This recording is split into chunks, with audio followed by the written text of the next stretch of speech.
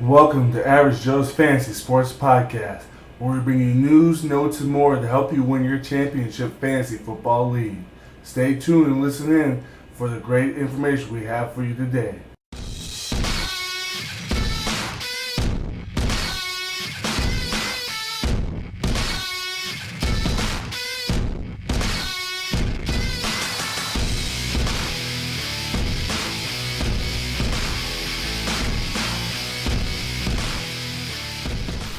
Hello, and welcome to another episode of Average Joe's Fantasy Sports Podcast. Kind of rolling slow today, kind of without the whole crew, but that's alright. We're still here, we get it done. It looks a little emptier, a little different, because I'm just sitting in front of the monitors right now instead of having the table brought in, which we usually do from our kitchen. We usually bring the table in from the kitchen in here. It's like a regular routine that we do for every podcast, so hope y'all appreciate that. But we'll give you the Week 13 recap, and we'll go over the games from Thursday to a couple of the early afternoon games. We'll start off with the Washington Redskins versus the Dallas Cowboys on Thursday Night Football, a primetime game. We'll start with the Washington Redskins. Kirk Cousins, 12.6 fantasy points, 251 yards, 2 touchdowns, 2 INTs, and a fumble. Now, here's the thing about that. This game was hard to watch. I mean, it looked like he could have had way less points. He was getting mauled. He was losing the ball, throwing the ball in bad places. Players were dropping the ball. Jameson Crowder had a bad game. Josh Johnson didn't have a great game outside the touchdown that we had that we'll get to in a minute here. I mean, it was just poor performance. pt1 struggling.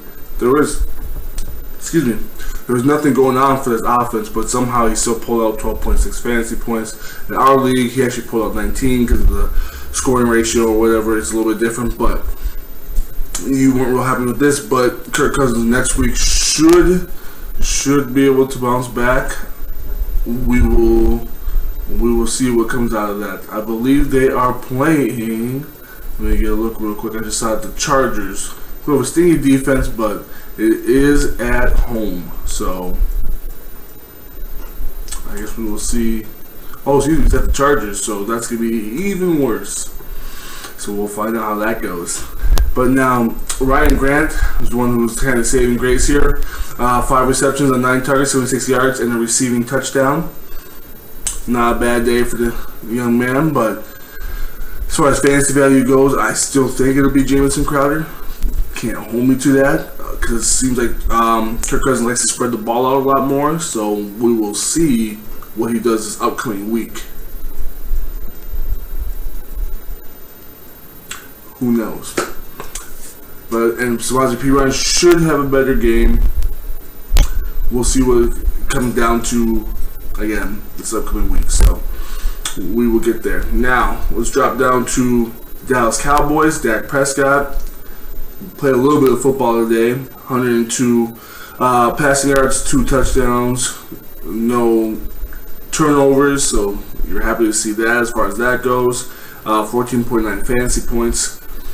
Not the worst. I mean, it's better than the last 3 weeks combined, so I mean, you can't complain too much for what he got you there. He didn't necessarily lose you your week, but he's not playing like the Dak of old when Zeke's there and the pressure isn't all on him, so we'll see what it's going to be like on an upcoming schedule. Who they have? The Giants. They have the Giants. He should still be able to figure that out. I know it is in New York, but they're not very good. So if you're desperate at quarterback and you need somebody like me, I have Derek Carr and I have Jameis Winston. Do I feel confident about starting either of them? Not entirely, but and Dak Prescott is our waiver wire in one of our leagues, I might go for him. You know, in a situation like that. Desperation makes for some crazier moves. Alfred Morris, though, legit RB2, could be RB1 some weeks, could be a possible RB1 in numbers next week playing the Giants. So, and he had 127 rush yards on one rushing touchdown. I mean, he actually looked good. He looked like Alfred Morris, all old, actually a little bit faster. So, yeah, he's been playing good football as of late. Des Bryant comes in with 5 receptions, 61 yards, and the score. if you're Des Bryant or you're happy to see him get involved and throw one up to him, let him make a play in the end zone, doing what the big man does best, what he was there to do. So hopefully they'll start leaning. Now the run game showing up, there won't be so much pressure on Dak. Therefore, they can get start playing three-phase football between offense, defense, and special teams. We'll get that rolling. They'll get that rolling. Maybe. Now, we'll jump down to the next game on the list. Let me get that for you. We'll do Kansas City versus the Jets. Now, let's get into that game, because that was actually better than I thought it was going to be, because there was quarterback performance all over the place here. Let's start with New York, because I want to get Alex Smith and those guys later. Josh McCown, I mean, I don't know how you could have expected anybody to play, any better as far as, a quarterback who's 38 years old, who's been a backup for most of his career, but he is out here playing some of the best football I think I've ever seen. I mean, he's come out here, led the Dolphins, to a positive winning record. Like, it's just something that doesn't make sense when you see a guy that's been in the backup his whole career. Not a winning record, 5-7. My apologies, but better than they ever thought that they could be as of right now. So 6-7. I'll get there. So Josh McCown, he had 31.1 fantasy points. I mean, you are not mad about that whatsoever. 331 yards and 1 passing touchdown. And to follow that, he also had, let me get the stats pulled up right here, 2 rushing touchdowns. I mean, he figured out ways to get it done. He was out of the 3 rushing scores, he was 2 of them. Bilal Powell was the other one, who had 18 rushing attempts, 48 yards, and the score. But not, as far as overall, man, not overly efficient. 2.7 yards per carry. Now, Matt Forte wasn't much better. He had a couple of good runs. He was 15 rushes, 58 yards, no score in the rush game. So it's like, it's hard to rely on these guys in the backfield. But he did have a receiving touchdown, 3 for 33 and a receiving touchdown. So the main people you thought would get work, they got work, And that's something that you want to see from offense. If they're clicking, you want to see the main players clicking. Ooh-wee. Jermaine Kearse came out of this one, balling and flying high. 9 for 157. Got you 24.7 fantasy points. PPR scoring, you're happy about that. I didn't give you the totals for Matt Forte. Matt Forte had 18.1 fantasy points. Bill Powell, 13 fantasy points. And Robbie Anderson came to play as well. 8 receptions, 107 yards, still getting it done.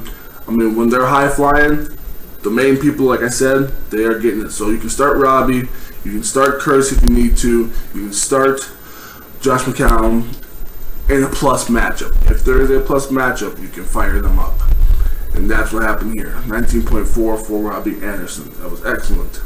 Now let's go down to the Kansas City Chiefs. Alex Smith had 37.6 fantasy points, 366 passing yards, and 4 passing touchdowns.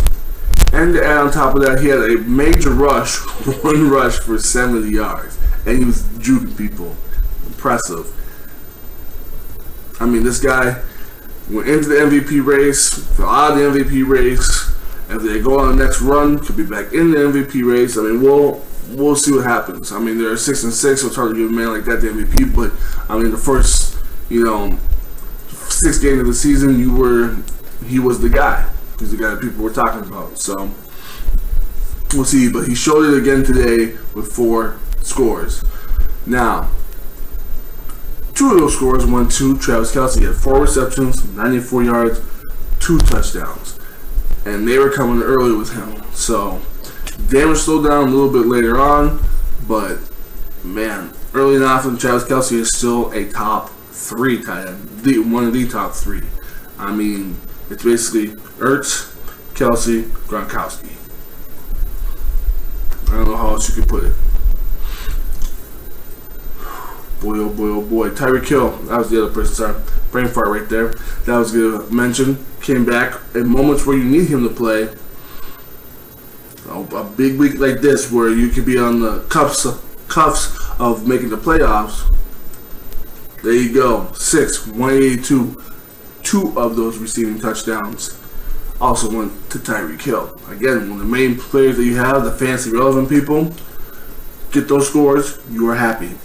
One person again left out another week from all that scoring action, Kareem Hunt, who only had 40 rush yards, 3 receptions, 23 yards receiving. It's getting hard. I mean, it wasn't well an effective 4.4 yards per carry, 9 rushing attempts, but it just seems that they would rather make Alex Smith throw and beat them than have them be beaten in the run game. And that's what they're banking on right now. They're still selling out for Kareem Hunt and letting them go in the air.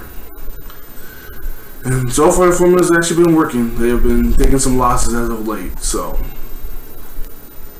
tough sledding, but that's just the way it goes. Now let's hop in to Minnesota and Atlanta.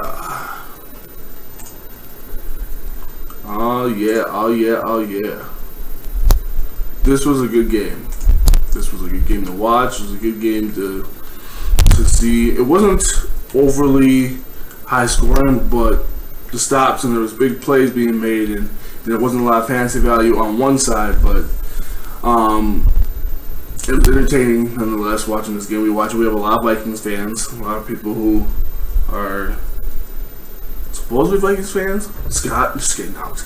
It's all good, man. The Vikings playing so well today. It's hard not to cheer them on. I understand why you want to. So now, starting on the Falcons side, Matt Ryan, pitiful performance today as far as fantasy value goes. 16 of 29, 173 yards, no scores in any fashion in the passing game, which kind of left all the other people uninvolved. Julio at 2 for 24. Xavier Rhodes got the best of him. He even dropped a couple of passes out there. It was not good. Mohamed Sanu, 3 of 43. Again, none of these guys had any chance to put up a big fantasy day because the Vikings defense is ridiculously good. I mean, it's like what people were thinking of when they were doing the Denver Broncos of a couple of years ago, winning the Super Bowl and everything like that, like that caliber type good but they're on all fronts, not just through the air, but through the running game and through the air, because they shut down Levante, who had 9.1, who's the highest fantasy scorer in that game for the Falcons, 9.1 fantasy points. So, other than Matt Bryant, but we don't need to talk about that. Now let's go up to the Vikings. Case Keenum gets it done, 227, 2 touchdowns, 17 fantasy points. I mean, and super efficient, 25 of 30 on those passing attempts, to completions. I mean, what more can you want from this guy? Again, this is like the year of the backups, and these backups are showing out. They're playing great football. Guys who were they're considered starters, but guys who've been like McCown coming to play football, Jimmy Garoppolo's getting his chance to start. Guys like that are getting opportunities to actually show out. It's pretty impressive. Jacoby Brissett has actually not been playing terrible, but not been playing great, but good enough football to keep the Colts in it. They were in it for a while, so I mean, it was impressive finance with Magic coming in, giving time. Brett Hundley now being able to be comfortable and playing and everything. So it's a weird, wacky world this year in football. So, but it's fun to watch, fun to be a part of. Jared McKinnon got the receiving touchdown. He also had 5 receptions on 5 targets, 28 receiving yards. So you're happy to see that. If you started McKinnon, you needed somebody. 16.2 fantasy points. And Latavius Murray also got involved. 12.7 fantasy points, 76 rush yards, 3 receptions on 3 targets, 21 yards. So, not bad about that. Kyle Rudolph gets a score, 4 receptions, 36 yards, and a receiving touchdown. The rest of the receivers, it was kind of quiet for Thielen, Diggs, the big names that you would want, but that could all change next week. So, I mean, it's coming up against the Panthers at the Panthers, so we'll see how they play on the road and how Panthers secondary isn't the greatest, but their pass rush is good. So we will see. We'll see what comes from that. We will move on to, let me get to my spot here in life, Tampa Bay, Green Bay. Perfect. And Jameis Winston's first game back from his injury. I might sneeze. Hold on. Hold with me, people. Hold with me, people. Work with me. Work with me. Alright, we're good for now. But it could sneak up any moment. 270, 2 touchdowns, but he did have a fumble. I mean, first game back, he's looking a little sloppy. You know, understandable. I'm not going to totally hold him for that, but took 7 sacks, man. That offensive line does him no favors whatsoever. I mean, they can't protect him a lick, man. It's just crazy. You know, obviously this is why he gets injured, you know, because he takes so many hits. It's like Hammer's always down so much. I mean, there's nothing you can do, and he's not running around like Russell. Russell would be in that same situation if he didn't move every single play. He's never just in the pocket. He is moving around the pocket. So, but going back to Jameis, 21 of 32, 270, 2 scores. You know, take a loss in overtime, which stinks because of the last. That's not completely on him. The Packers got the ball first, took it down, finished it off. That is what it is. Now, something you should be looking at who could be taking over for Doug Martin because the running game has been more effective under him is Peyton Barber.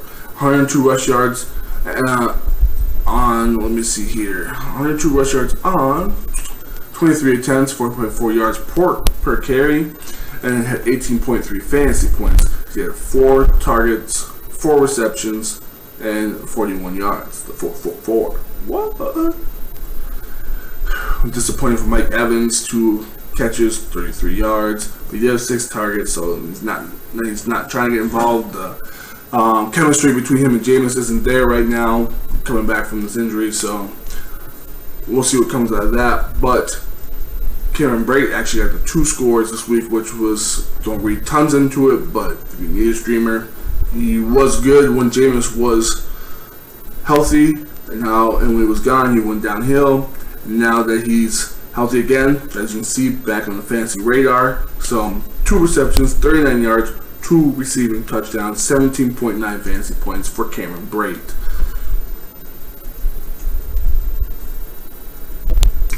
Brett Hundley came down back to his regular earth, 84 passing yards, 1 INT, but 66 rushing yards. I mean, they basically just had him taking off the last drive and going in overtime in the game to get him downfield because they're more confident in running those type of plays than letting him throw the ball. And then they got to the run game. That's basically what they relied on this game. 113 rushing yards for Jamal Williams, 1 rushing touchdown, 2 receptions, 10 yards, getting involved in all areas of the game. But it was Aaron Jones who got the game-winning touchdown. He wasn't super involved in comparison to it was the first rush he had. He went to the house with it. So the only rush he had, he went to the house with it. So Jamal Williams is going to be the guy for now, unless said otherwise, because he has been more effective. He had 5.4 yards per carry. How you going to walk away from that? So start up Jamal Williams. He can be useful for you coming during the fantasy playoffs. They play the Browns at the Browns this upcoming week. Now, let's move on because Devontae, Jordy, it's hard to start any of these receivers still. Even with him having his favorites, it's hard to trust any of them. So we're going to Detroit versus Baltimore. Let me get this on the page real quick. There we go. We got Detroit and Baltimore. Now, for Detroit, it was kind of a struggle game for the most part. Theo Riddick did get 17.2 fantasy points, 21 rushing yards, 1 rushing TD, and 5 receptions on 5 targets, 41 receiving yards, so he was involved.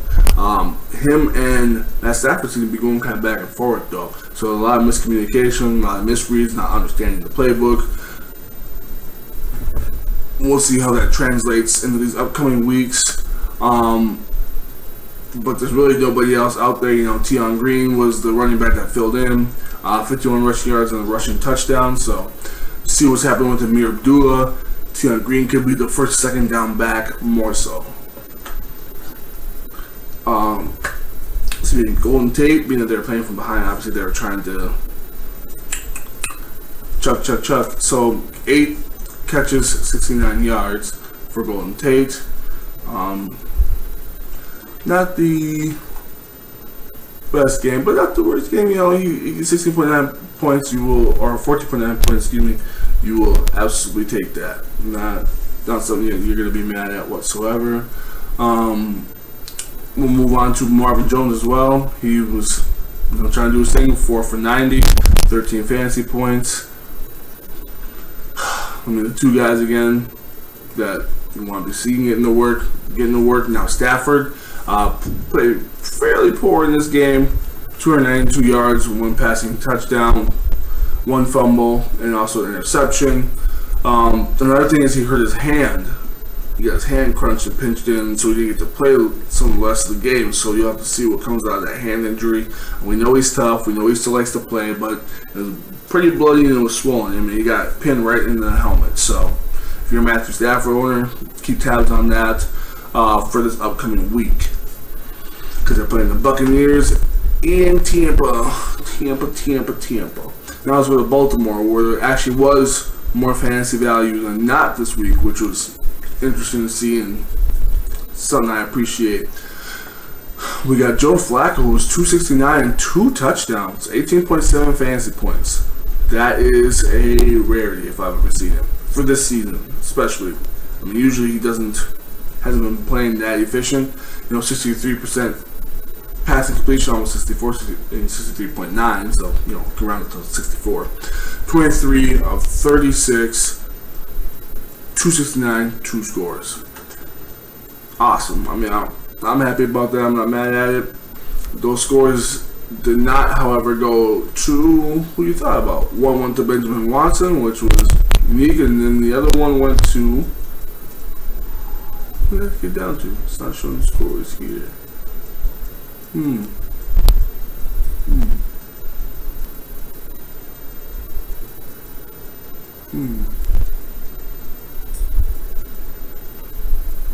I don't know. It's not showing me who that score was. Oh, it's not fantasy relevant. That's funny.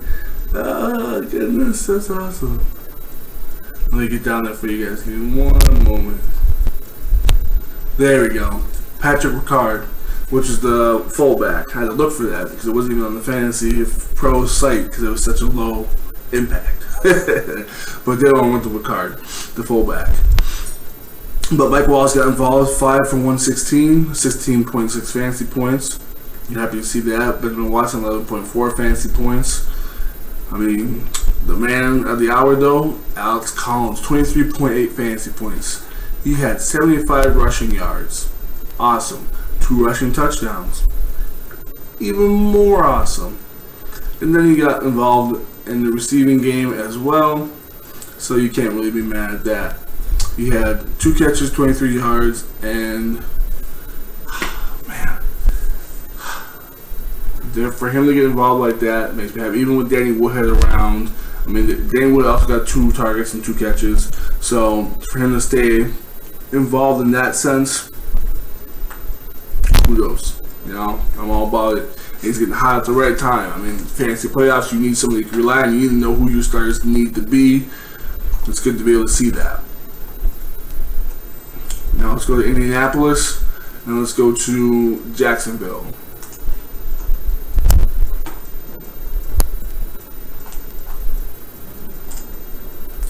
Jacksonville put up 30 on these fools.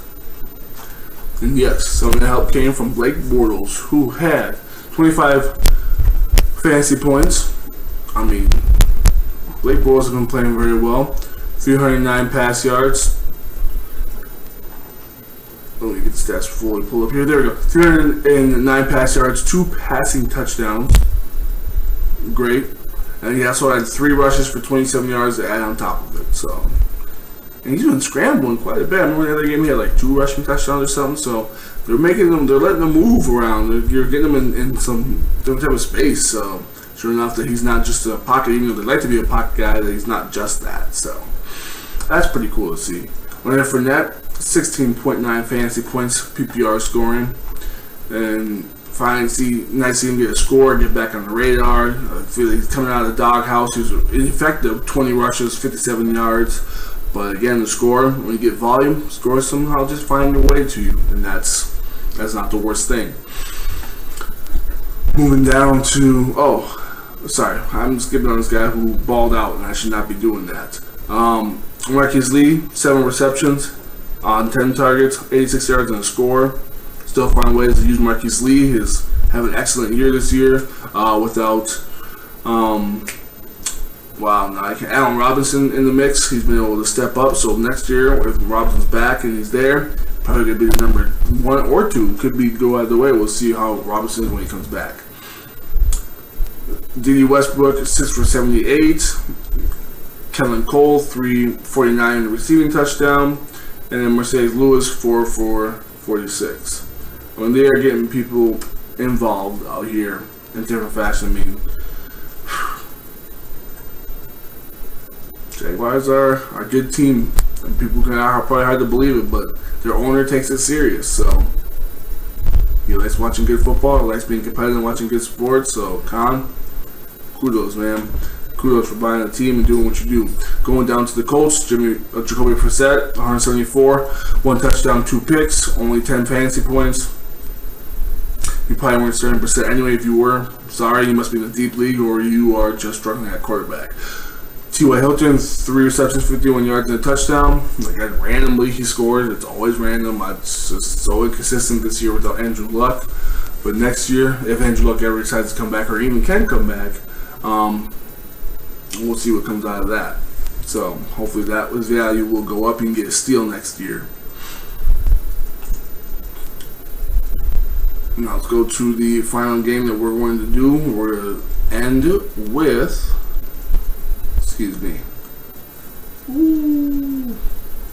really rumbling. Apologize. New England and Buffalo.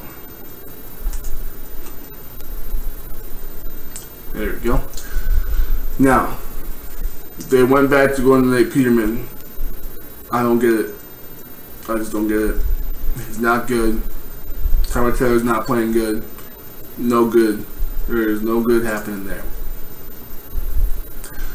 Now, that being said, LaShawn McCoy was the only one with fantasy relevance, 12.2 fantasy points, 93 rush yards, 2 receptions for 9 yards. So, he was their leading fantasy point man with 12.2 fantasy points. I just don't know, but there's no receivers that you can rely on. It's just a downside offense on the Bills. I mean, it's just hard for them. But let's go to a plus side. Tom Brady didn't get you what you needed. If you were relying on him to carry you this week and, get you into the fantasy playoffs, you probably missed it because of this performance. Because, man, it was a struggle. 258 in a pick. Couldn't find, was able to get receivers involved. Obviously, they got their yardage. Gronkowski got his yardage and everything like that. But the show went to Rex Burkhead, who had 78 rush yards, 2 rushing touchdowns, 3 receptions, 25 yards. Was the leading fantasy scorer there with 25.3 fantasy points. Then followed up Gronkowski, 9 for 147, 23.7 fantasy points. So your quarterback can play bad, but if you have someone on the receiving end or another player that's good on that team that's filling in that void, hurts a little bit less. Still hurts, but hurts a little bit less. So, but you're happy with the performance from Gronkowski. You're happy with the performance from Rex Burkhead. Deion Lewis looked good, but 92 rushing yards, good for standard scoring. You take the 9 points there, but in PPR scoring, you want a little bit more. That's just what it is. But yeah, these are the first 8 games here. There'll be some people that will also bring up in some of the other games that we haven't got to get to yet that you'll want to aim for as far as waiver wires go. It'll be Mike Davis for Seattle. That's someone in Peyton Barber for, I don't know who I forgot to mention for, I did mention, I guess, for Tampa Bay. Those guys that you should be targeting, absolutely. If they're on the waiver wire, like I said, they're going to be it. So unless said otherwise, you might have to have them as a stash, because coming to playoffs, you might not want your opponents getting them. So pick them up before they do. Oh, and Josh Gordon. Something that if you don't have, why not pick him up? He actually played pretty well. He had 4 receptions, 85 yards, so 12.2 PPR points. Looked good. Going out for jump ball. I mean, 11 targets, so they're going to be peppering him. Might as well. Looking at Josh Gordon as well. So those are a couple of waiver people for you to pick up. Come back tomorrow. Should have Scotty back here. But have a good night. Have a good day. Have a good week. God bless. We are out.